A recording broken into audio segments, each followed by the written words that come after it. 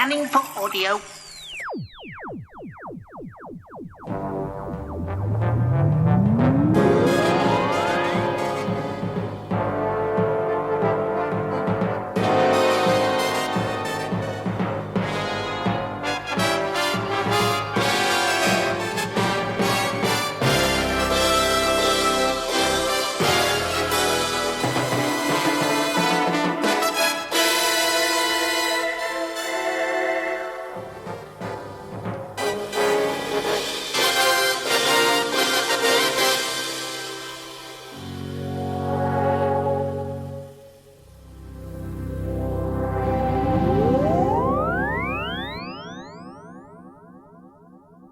Welcome to a Tin Dog podcast. Yes, I'm working my way through Blakes7, but you know what? If you've got a problem with that, it's fine. I'll be reviewing Doctor Who as I go along as well.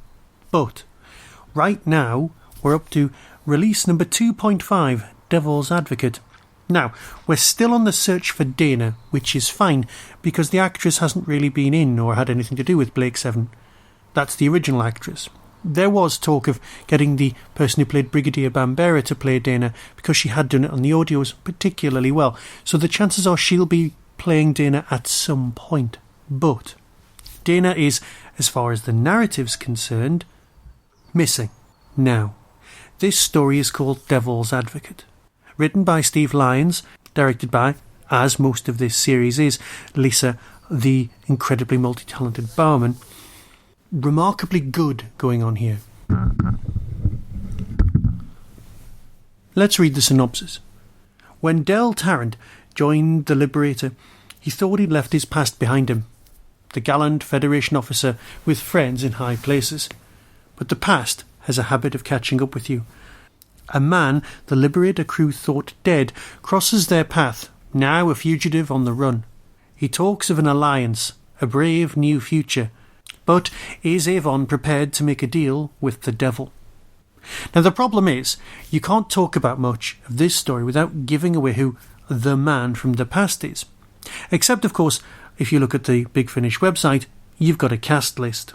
You've got Paul Darrow, Michael Keating, Jan Chappell, Stephen Pacey, Tom Chadbon, Alistair Locke, and of course Hugh Fraser, who plays the President. Now, at this point in the Blakes7 universe, the President has been usurped, possibly killed, but it's nice to have him appearing here, because Hugh Fraser, that's the President who appeared mainly in Series 1 of Blakes7, which I will be reviewing very soon, is just brilliant. This is the guy who played Hercule Poirot's assistant, but he's such a great actor. He's got such resonant tones, charm, and the ability to play complete fruitcake, and that's what you need in the Federation's President.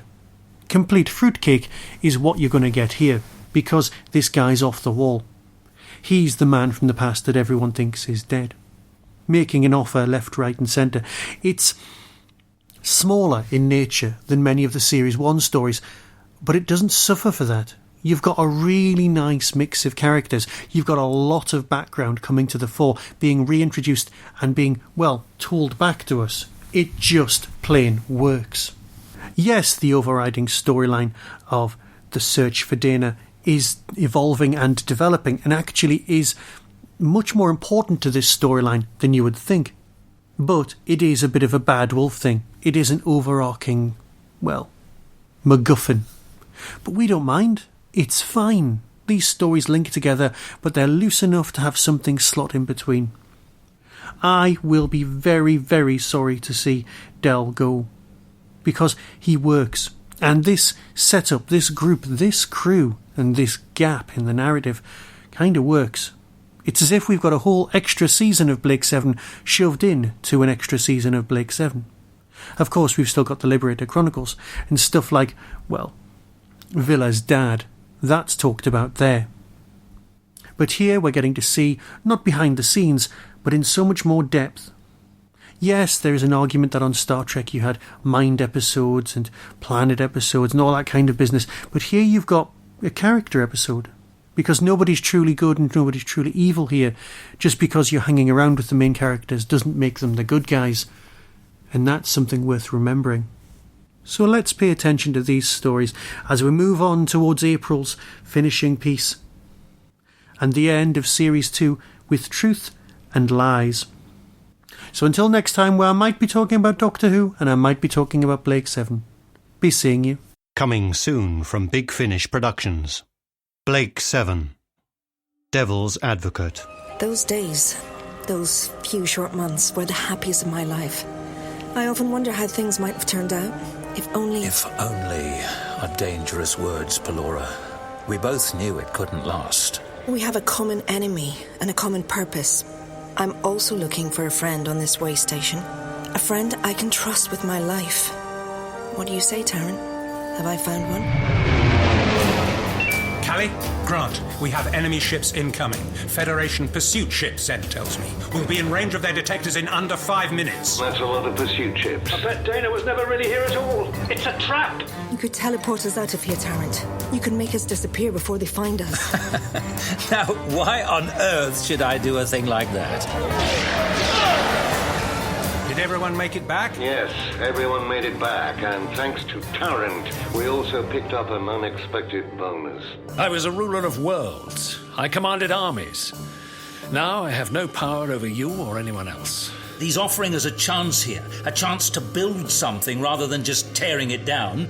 Loath as I am to admit it, Tarrant's probably our best, in fact our only remaining hope. That's assuming he can remember whose side he's meant to be on. Big Finish. We love stories.